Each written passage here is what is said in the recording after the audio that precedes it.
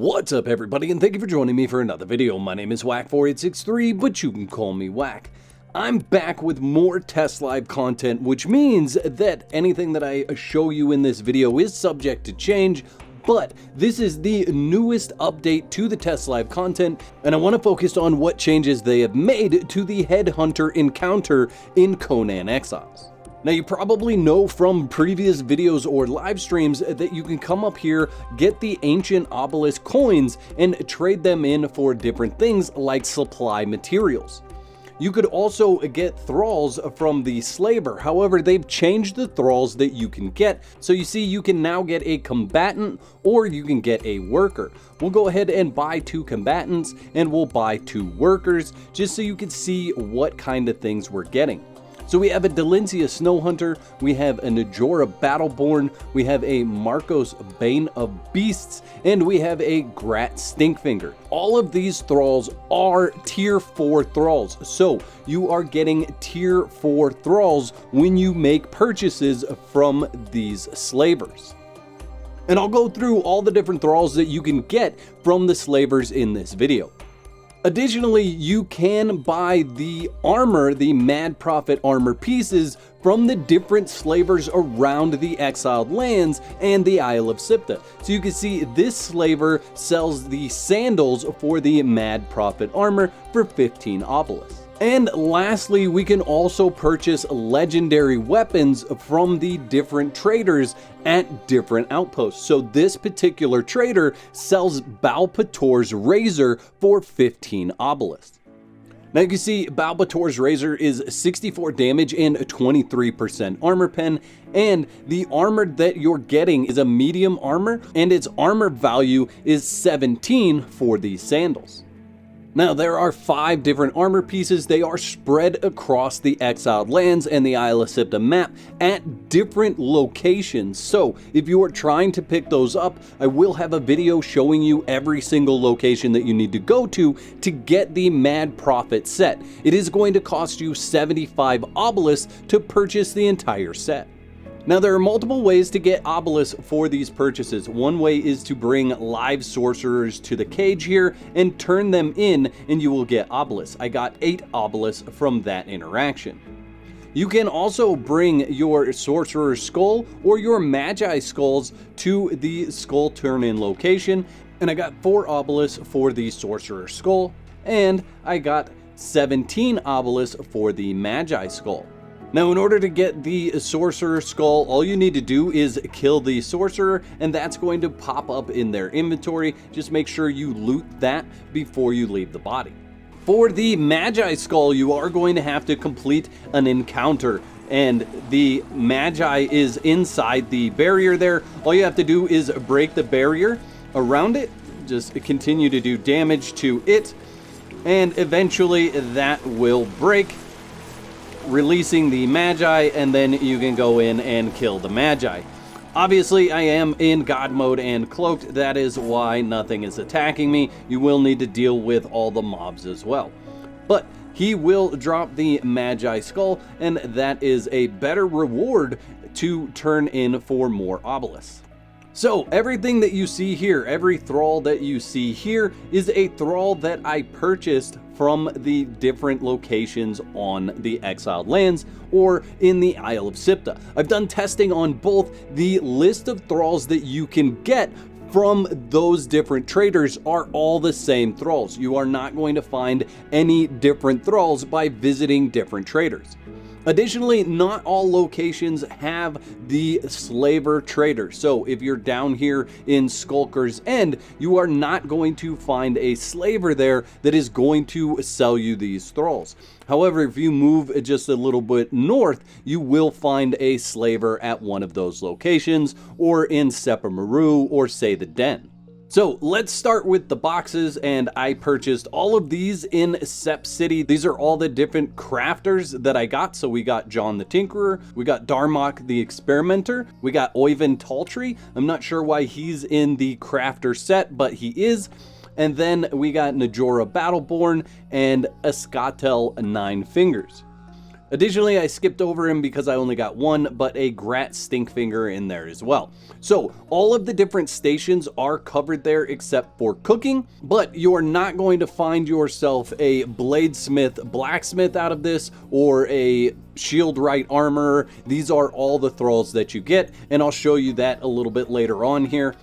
If we look at what we got from the den, you can see it's all the same thralls. So I got more of something from one place than the other. That doesn't matter. It's really going to be entirely RNG what you're getting out of these purchases. But that is the list of thralls that you can get. So we'll go back through it one more time. There's John the Tinkerer, there's Dormark the Experimenter, there's Grat Stinkfinger, Oyvind Talltree, Najora Battleborn, and a Costel 9 Fingers. If we look at the fighter thralls that we get, the first one there you can see is Delincia Snowhunter. We also have a Janos. We then have Marcos Bane of Beasts and Varpnir. So all of those thralls are here, and we'll go through their stats real quick.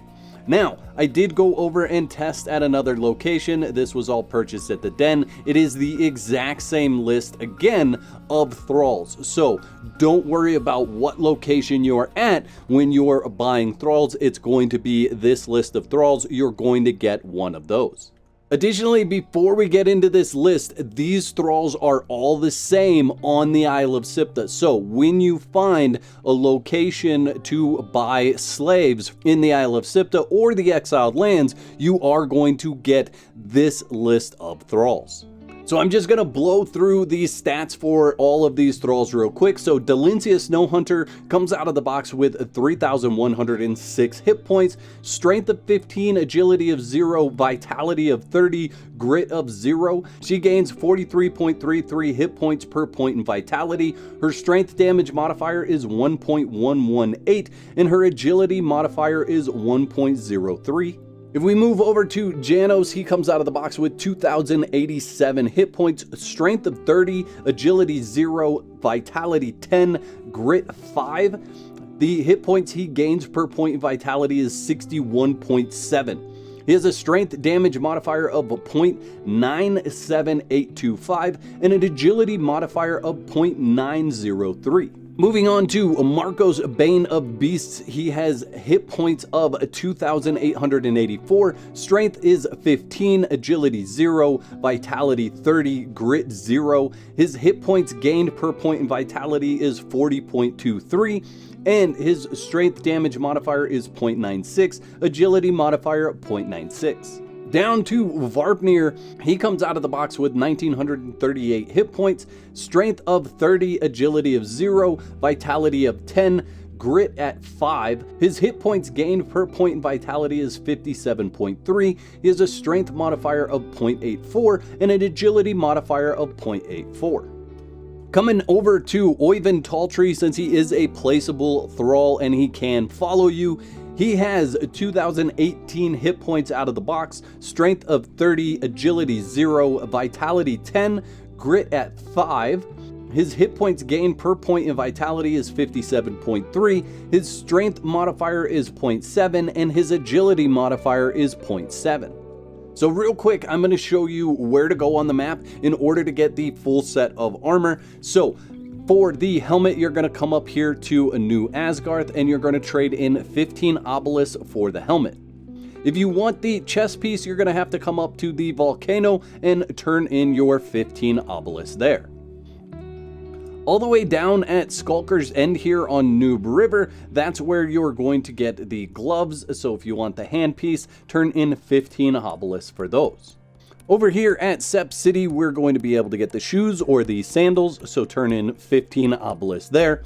And the last place that we have to go is way out here to the Descent of Dagon. That is going to give us the pants for that armor. So those are the locations that you're going to need to go in order to receive all the armor pieces. Now currently the armor that you do receive is the lower level armor, so this is not epic tier armor. You can see that armor here. You also can't learn the recipe for this armor currently in game, which means you're going to have to use legendary repair kits in order to repair this. However, I do believe that at some point we will get the recipe for this because there is an epic version of this armor. I do believe we'll be able to learn it and craft it in the future. It's just not something that's included in testlive right now. Maybe by the time it hits release, that'll be something that's in the game. Now, if you're looking for a sorcerer that's really easy to farm, it's out here in Seppermaru. I really like this area because just down here is where the bearer walks, but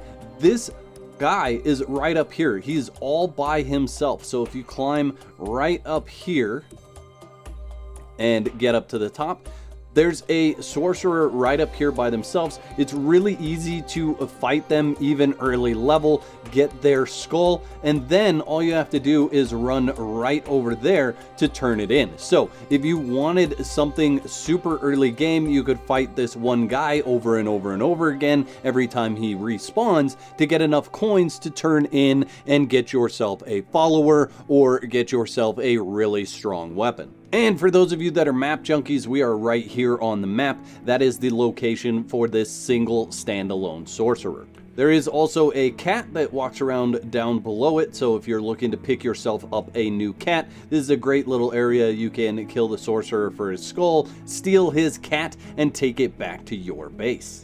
Now, getting your crafters this way is probably the fastest way you're going to get tier 4 crafters unless you're very lucky. I know a lot of times thousands of hours are spent on amassing crafters to fill your station. This is something you could do pretty easy in your day-to-day as you are running around and farming and harvesting and killing the different camps. You'll get these skulls, trade them in for obelisks, and then for 50 obelisks, which is really a pretty cheap price, you can have a crafter thrall at one of your stations. And I want to know in the comment section below, what do you guys think of this addition or this change to the testlive content? Are you excited to get this in game? I'd like to thank all my YouTube members for your continued support. Y'all are absolute legends. If you'd like to become a legend, there's a button that says join on this page. Click that for details. There's 2 videos on the screen. Click one of those to watch next, and I'll meet you over there.